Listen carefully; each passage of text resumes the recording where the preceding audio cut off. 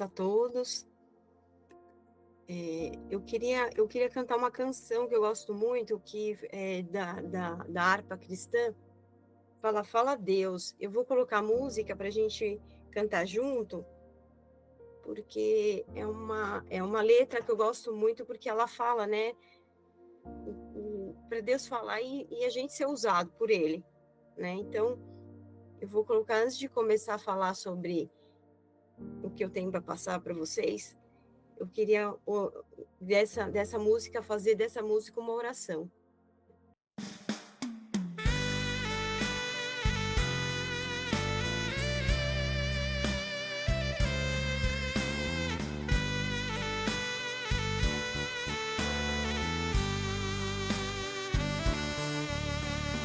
O Senhor da ceifa está chamando. Quem quer ir por mim a procurar almas que no mundo vão chorando, sem da salvação participar? Fala Deus, fala Deus, toca-me com brasas do altar. Fala Deus, fala Deus, sim, alegre atendo ao teu mandar.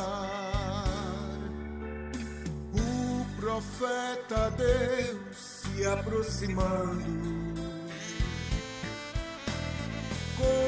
considera-se um pecador, mas o fogo santo o queimando torna útil para o seu Senhor. Fala Deus,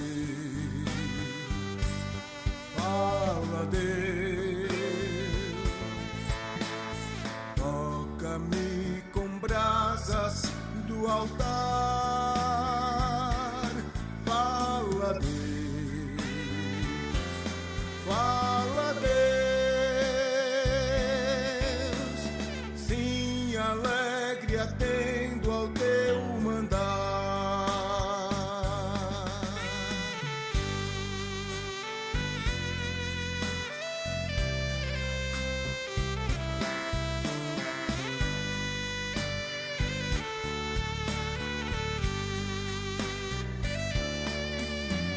Muitos são os que vão expirando, sem ter esperanças de ver Deus. Vai depressa lhes anunciando que Jesus os leva para o céu. Fala Deus, fala Deus, toca-me com brasas do altar. Fala Deus, fala Deus, sim, alegre atendo ao teu mandar. Breve os trabalhos serão findos, bênçãos vão e servos desfrutar, e Jesus os saudará, bem-vindos. Esta glória espero alcançar.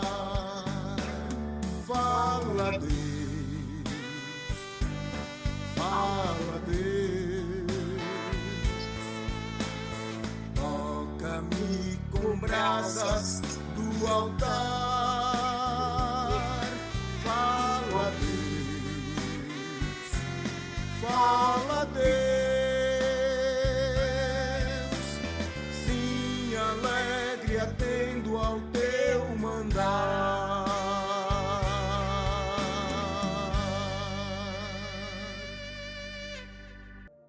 Pai querido, eu quero colocar diante do Senhor, Pai, essa manhã, Pai, essa manhã que o Senhor me deu a palavra, Senhor Jesus. Pai, muito estudei, muito coloquei aqui, Senhor Jesus.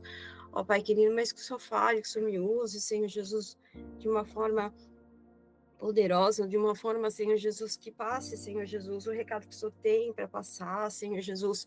Ó, Pai, em nome de Jesus, nessa época dessa festa da carne, Senhor Jesus, onde muitos estão perdidos, Pai, onde muitos, Senhor Jesus, não sabem, Senhor Jesus, aonde estão, como estão, que estão desagradando o Senhor, Pai, em nome de Jesus, Senhor. Ó, Pai querido, vem alcançar essas vidas, Senhor Jesus. Tenha misericórdia, Pai, dessas pessoas, Senhor Jesus. Ó, Pai, em nome de Jesus, Senhor. Me capacita, Senhor, nessa manhã, Senhor, falando, Senhor Jesus, aquilo que o Senhor tem para falar, Senhor. Em nome de Jesus. Em nome de Jesus. Eu tenho muita facilidade para dar aula, né? Porque uma vez por semana, duas, cada mês eu tenho várias palestras para dar, mas falar das coisas do alto, falar das coisas de Deus, para mim é uma coisa que mexe muito dentro de mim. Porque quando Deus começa a falar com a gente revê tudo que a gente passa, como a gente passa a vida, e quanto a gente precisa dele, e quanto a gente erra, quanto a gente peca. Mas de tudo isso, Deus tem sido misericordioso e nos ajuda. Então, a palavra que eu tenho para dar hoje é uma palavra que está em Gênesis, capítulo 37, que fala assim: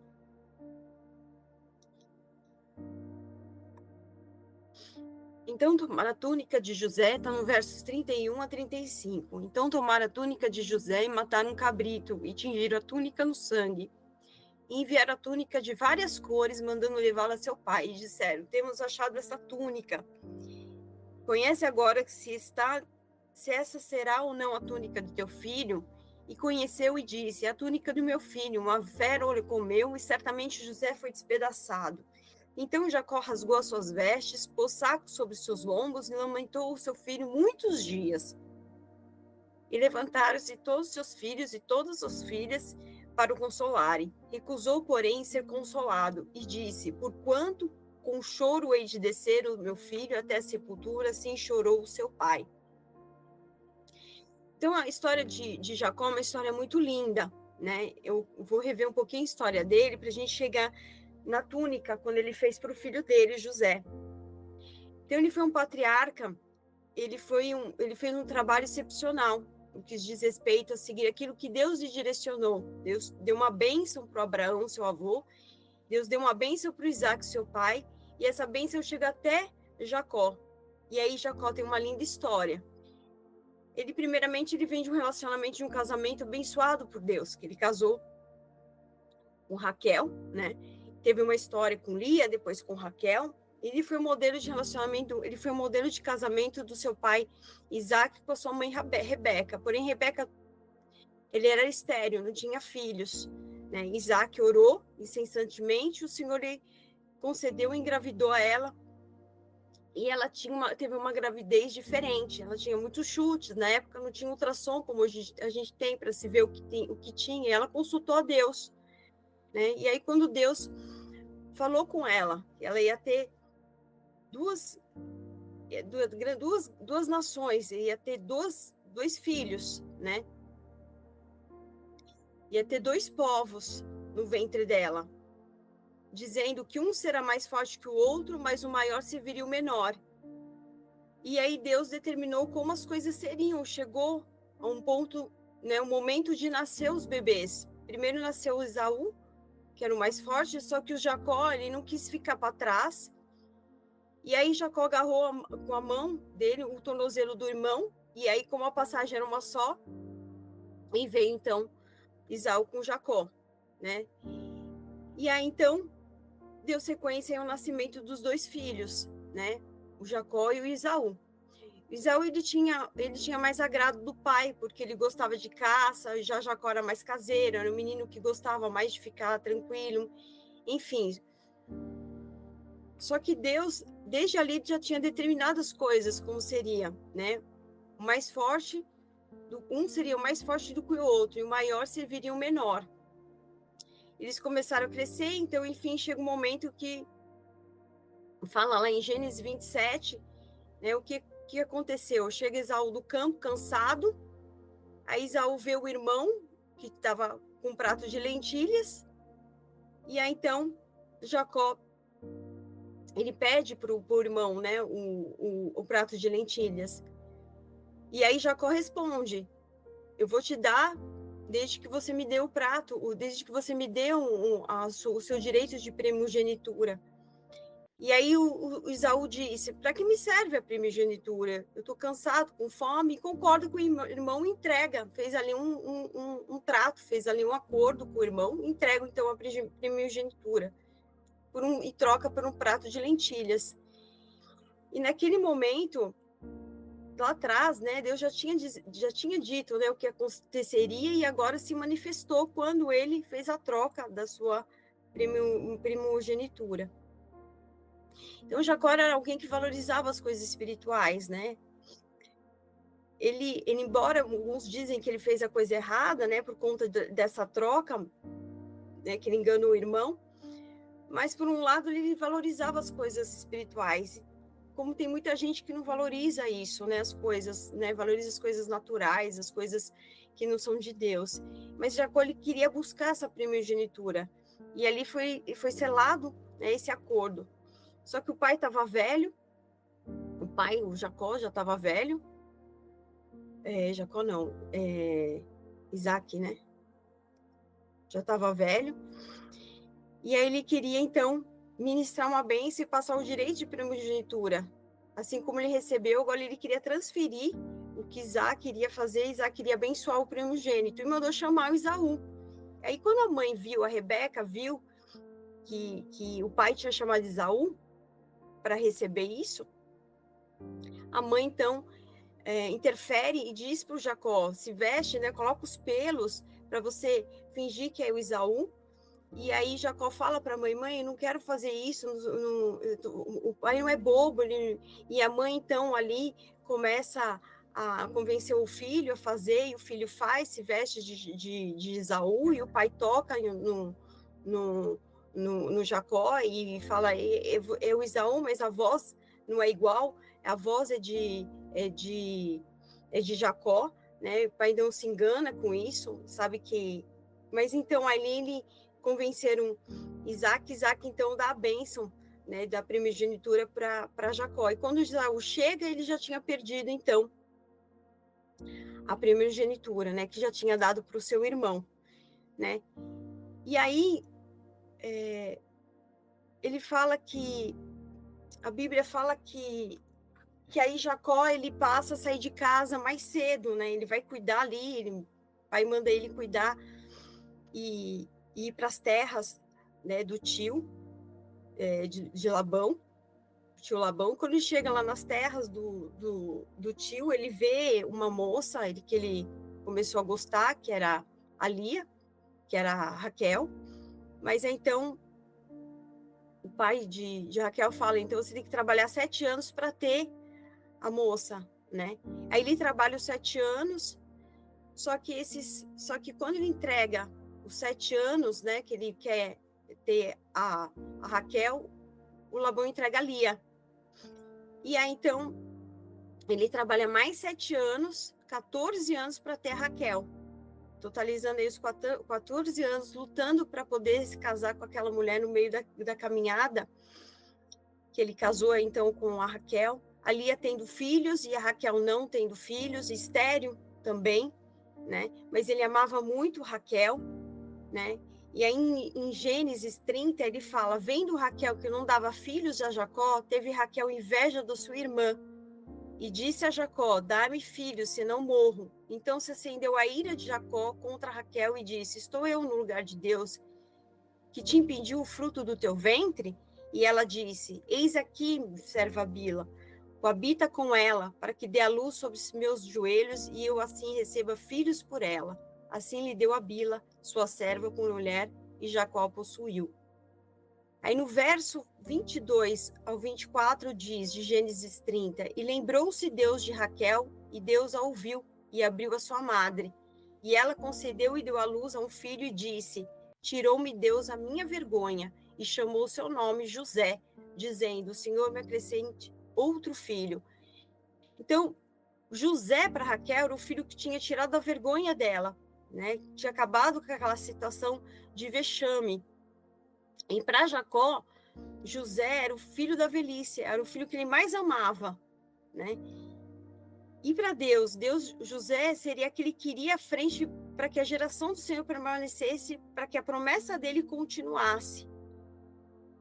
E aí, então, a Bíblia conta que Jacó fez uma túnica. Jacó fez uma túnica para José. E os estudiosos dizem que a túnica, à medida que ela recebia, representaria aquela que seria o sucessor, né? Então, aquela túnica que Jacó fez para José tinha uma importância, né? Era uma túnica colorida, uma túnica que representaria, então, o sucessor. E aí, o que aconteceu? Os irmãos ficaram com inveja, né? Os irmãos não gostaram. E aí, quando eles foram servir o José, pegaram José e venderam ele. E aí, eles pegaram a túnica de José e ensanguentaram toda essa túnica, né? E aí, como que eles iam dizer isso para o pai? Como que eles iam dizer o que aconteceu, né? Então, eles chegaram para o Jacó dizendo, né, que José tinha morrido, que José tinha sido devorado, um animal. E aí, então, no verso, quando eu li para vocês, de Gênesis 37, então tomaram a túnica de José e mataram um cabrito, e tingiram a túnica no sangue, e enviaram a túnica de várias cores, mandando levar ao seu pai, e disseram: temos achado essa túnica, conhece agora esta será ou não a túnica do teu filho? E conheceu e disse: a túnica do meu filho, uma fera o comeu, e certamente José foi despedaçado. Então Jacó rasgou as suas vestes, pôs saco sobre os seus lombos e lamentou o seu filho muitos dias. Então, o que eu quis chegar até aqui na túnica, né, de José? Muitas vezes a gente vive esse engano que o diabo coloca, como a túnica que foi colocado, né, de José, onde os irmãos mentiram, onde os irmãos mostraram para Jacó, e Jacó acreditou piamente. Jacó, ele era uma pessoa importante, que ele podia fazer busca e ir atrás do filho. Como assim? Meu filho foi morto, vamos atrás para procurar o meu filho. Não, Jacó, ele simplesmente se enganou, ele simplesmente se foi levado, né, pela mentira que o diabo tinha colocado, e ele acreditou que o filho estava morto. E muitas vezes a gente acredita naquilo que o diabo faz, que o diabo coloca, porque ele pinta situações para a gente acreditar e não crer no poder de Deus, né? A gente foi no retiro com a apóstola Amaro, que ela mais falou sobre as verdades de Deus, que o diabo engana, que o diabo encobre, que o diabo não quer ver as verdades que são de Deus. E foi o que aconteceu com Jacó naquela altura. E ele tinha poder para fazer busca, e ele nem isso, ele ficou apático, ele ficou completamente apático, não se mexeu. Eu me lembro que quando eu fui para Portugal para conhecer a família dos meus pais, que eu não conhecia, da minha mãe, né, que a minha mãe é filha de português, e eu tinha ido em 2010 para apresentar um trabalho em Lisboa, e meu pai falou assim: filha, já que você vai, há mais de 50 anos, tinha as cartas que o meu avô se correspondia com a prima dele lá, os primos dele, com a família dele lá. Tinha as cartas originais e meu pai me deu aquelas cartas, tinha um endereço, e ele falou: queria que você conhecesse a família da sua mãe. Eu falei: pai, tô indo sozinha, era em 2010, né? Fui para apresentar um trabalho, e meu pai falou: não, vai lá, vai fazer a busca, vai buscar a família, né? E aí, meu pai me deu as cartas, as originais, eu não queria levar comigo. Meu pai falou: você vai levar as originais. Meu pai tinha feito todo um roteiro que eu tinha que sair de Lisboa até o Porto. Do Porto eu tinha que ir para um bairro vizinho do Porto, que era chamado Vila do Conde. E aí, então, eu contactei uma amiga que era portuguesa de lá do Porto para me ajudar. Eu não queria ir sozinha. E nisso também contactei uma a presidente da Associação de Parkinson do Porto, que eu tinha contato com ela, né? Na época a gente tinha muito contato por e-mail, porque até então não existia WhatsApp, não existia esses meios mais fáceis de se falar. Eu liguei para a dona Olívia, falei, dona Olívia, eu vou ter indo para o Porto. Aí ela falou assim, eu quero que você faça uma palestra aqui para os pacientes de Parkinson, quando vocês estiverem no Porto. E aí, então, a gente vai lá buscar, conhecer a sua família. Aí a Raquel, que era minha amiga, de lá, no domingo, ela tinha plantão no hospital, ela saiu do plantão e foi me buscar no hotel onde eu estava. E fomos atrás desse endereço. E eu só tinha 3 dias para fazer a busca, né, da família da minha mãe. E aí, quando chegou lá na rua que estava no endereço da carta, os números das casas tinham mudado. Eram os números, mas as casas não eram o mesmo número. Então, aí tinha o nome da minha tia que chamava Lucília.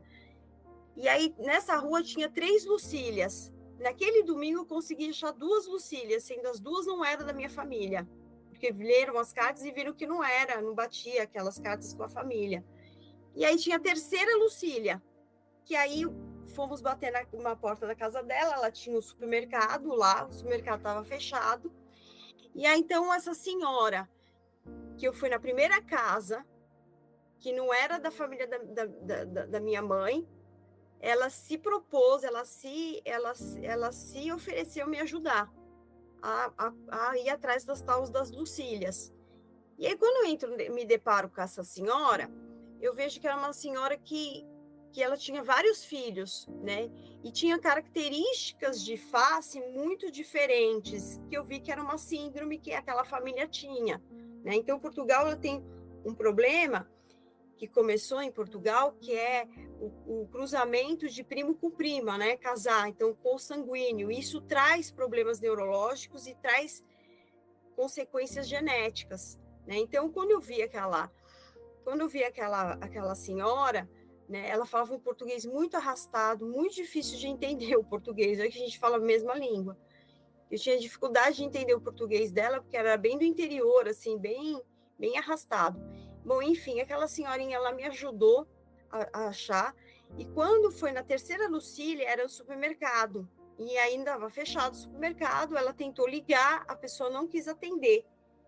E aí, eu falei, bom, no dia seguinte eu vou voltar aqui, vai estar aberto, né, o comércio, eu vou procurar pela prima da minha mãe, que era essa Lucília, que era a prima de primeiro grau da minha mãe e segunda minha. E aí, então, no dia seguinte, a dona Olívia, que era essa senhora, presidente da associação, foi me buscar no hotel para ir a conhecer a associação de Parkinson lá. E eu falei para dona Olívia, eu preciso voltar na Vila do Conde, a senhora volta comigo? E aí a dona Olívia falou, volto, te levo lá, né? E aí, quando ela me apanhou no hotel e fomos até a associação para eu fazer a palestra lá, no caminho, indo, a dona Olívia tem Parkinson. E a dona Olívia tinha uma dificuldade de frear, então ela tinha uma lentidão para frear. Então ela chegava bem perto dos carros e eu ficava com o coração na mão. Quando ela saiu do estacionamento, que ela foi me apanhar no hotel, ela foi me apanhar lá e ela foi tirar o carro do estacionamento. A primeira coisa que o manobrista fez, ela não pegar o carro. Imagina a minha situação, tendo que voltar para a Vila do Conde, com ela dirigindo naquela situação. E eu falei para dona Olívia, não vai ter condições da senhora me levar até a Vila do Conde, que era distante, né? E aí meu pai já tinha feito um roteiro de metrô, eu ia de metrô, que tinha que pegar uma estação no centro do Porto para chegar até, e eram 25 estações, e eu estava ainda doente com asma. E aí meu pai mandando mensagem, porque eu não tinha celular na altura, né? E eu consultava os e-mails no hotel, e meu pai falando, você já conseguiu localizar sua prima, a prima de sua mãe? E o pai, acho que eu não vou alcançar, estou muito doente, eu não vou conseguir. Então, eu estou contando assim um resumo, né? Aquela época, né, que eu fui atrás, né? Fui buscar a família da minha mãe, né? E, enfim, consegui achar, era a dona do supermercado, ela não queria se identificar porque estava com medo de ser fraude, né? Que eu não era da família e eu estava ali querendo alguma coisa, né? E quando eu mostrei as cartas originais do meu avô, que fazia contato com o pai dela, o pai da Lucília, aí ela viu que era verdadeiro, né? E aí a gente teve um lindo reencontro lá na Vila do Conde. Então, para vocês verem, né? O Jacó ele tinha possibilidade de fazer busca do filho, e ele não fez aquela busca, né? De ir atrás, né? De ver o que está acontecendo, porque como mataram meu filho, né? E ele foi levado pelo engodo do engano do diabo. E quantas vezes a gente acredita na mentira, né? E a gente deixa se levar por isso, né? E a gente cega os nossos olhos. Eu tive uma situação eu tive um tumor, um pequeno tumor no final da minha coluna, né? E aquele tumor foi crescendo, e eu não estava me apercebendo, porque eu achei que era um cisto, achei que era uma coisa insignificante no meu corpo. Até um dia que eu estava num culto, eu estava na transição de sair da igreja batista, indo para uma igreja neopentecostal, tinha sido batizado no Espírito Santo, e eu estava nessa transição de sair de uma igreja para outra, estava nessa outra igreja neopentecostal, e aí eu sentei num culto e comecei a sentir uma coisa estranha em mim, um incômodo no final da minha coluna, né? Uma dor, acabou o culto, fui para o pronto-socorro para ver o que era, comecei a palpar o tamanho de um limão.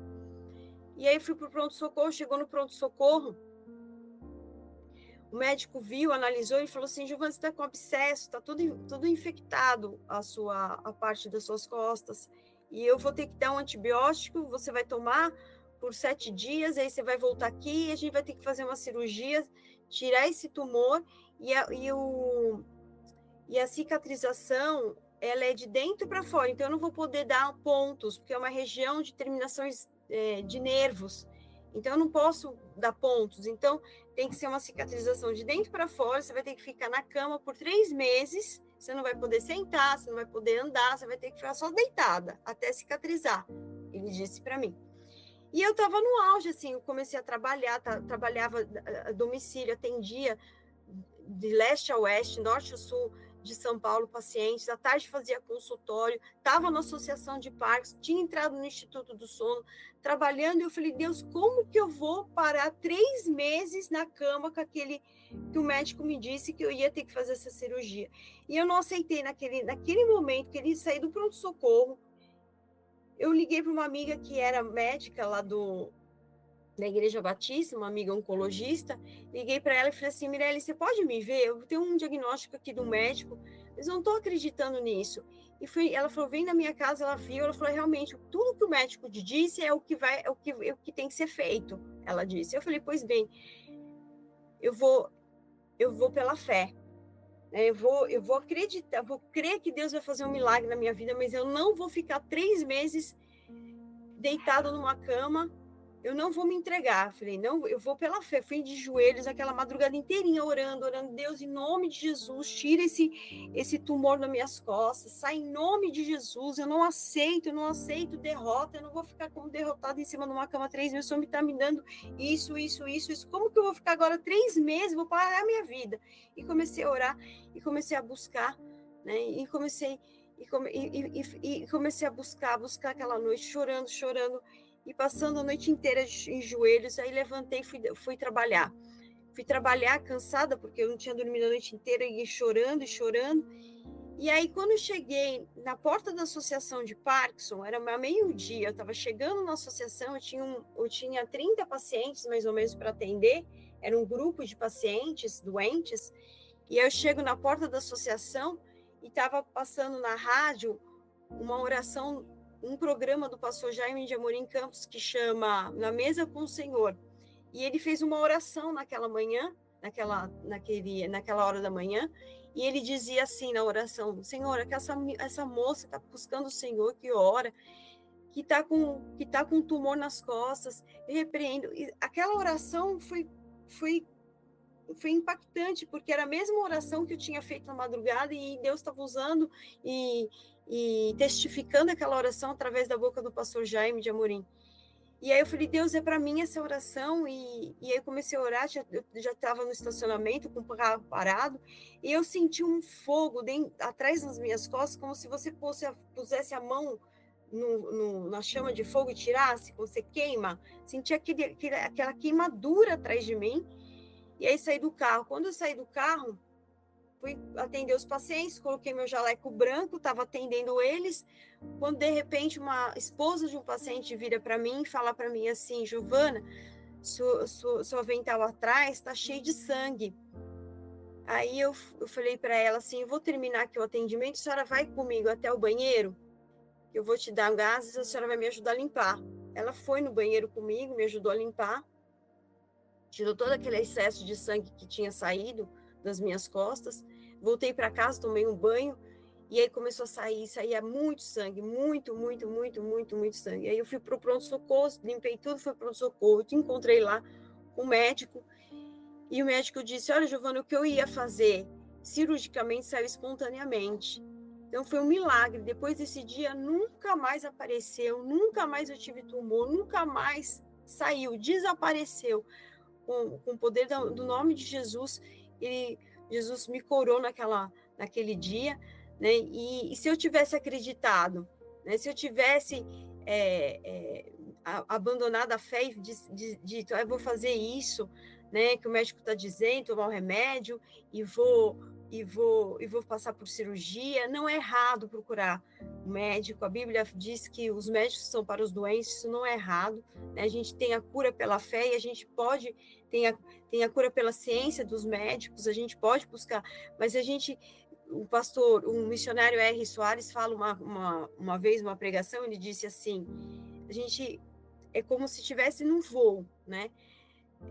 A gente quer a cura por Deus, a gente está na primeira classe, e quando a gente está não é na primeira classe que a gente é curado pelos médicos, né? Então a gente chega no mesmo voo, na mesma direção, né? Quando a gente está na primeira classe, a gente está sendo curado por Deus, né? E quando a gente não está na primeira classe, a gente vai chegar no alvo quando a gente pede ajuda pelos médicos. Então não é errado, mas eu quis testar, eu quis orar, eu orei, eu busquei, né? Eu quis. E hoje eu sei que tudo que eu faço, os pacientes que chegam até a mim doentes, né? Muitos chegam sem falar, sem comer, sem voz, né? Com anatria, que a gente chama, uma dificuldade neurológica. E aí eu começo a tratar esses doentes, até o mesmo meu toque na vida deles começam a falar e começa a fluir, começam a comer e volta, né? Então hoje volta o que era, as dificuldades que eles tinham já não tem mais quando os pacientes passam por mim. Há pacientes que eu tenho lutas porque tem envolvimentos espirituais muito grandes, né? Mas eu vejo quando aqueles que têm um coração mais aberto e eu posso falar e ministrar a palavra de Deus e evangelizar esses doentes, é a hora que Deus opera e eles conseguem falar, eles conseguem comer, eles conseguem voltar à vida, né? Então, a mensagem que eu tinha essa manhã era sobre exatamente isso, da túnica de José, né? Que muitas situações que a gente passa, situações do dia a dia. Meu pai e minha mãe tiveram uma situação com o meu tio, o irmão da minha mãe, do imóvel, muitos anos, passado quase 40 anos, não tinha feito inventário da minha avó e do meu avô quando faleceram, por causa de uma briga entre meu pai e o meu tio, né, o irmão da minha mãe, porque meu pai tinha pago todos os impostos desde quando casou com a minha mãe, pagava todos os impostos dos bens do meu avô, e na hora de dividir os bens, meu pai queria que subtraísse o valor de tudo que ele tinha pago. E aquilo deu muita confusão, porque o meu tio não aceitava, meu tio queria a parte dele integralmente, e meu pai achava injusto. Aí foi a vez que, quando eu comecei a fazer campanha e pedir, Deus, em nome de Jesus, tá quase 40 anos, não tem inventário desses imóveis, não tem inventário dos... Deus, em nome de Jesus, faz com que meu pai ceda, quebra o coração do meu pai, faça com que o meu tio até que entrou em acordo e as coisas se concluíram, né? Então, mostrando para vocês que há situações, né, que não seja só de doença, pode ter situações de algo preso na justiça, algo que de um emprego, né? Às vezes eu tenho pacientes que chegam e falam para mim: Giovana, acho que eu sou o próximo a ser mandado embora, né? Porque você acreditando na mentira do diabo, tenha fé, creia que Deus vai abrir portas, que Deus vai fazer o impossível, né? Então, situações como essas, né, que faz o diabo encobrir e deixar você não ver encobre e você não vê as verdades de Deus, né? Que Ele é o Todo-Poderoso, que Ele pode fazer, a Bíblia fala, né?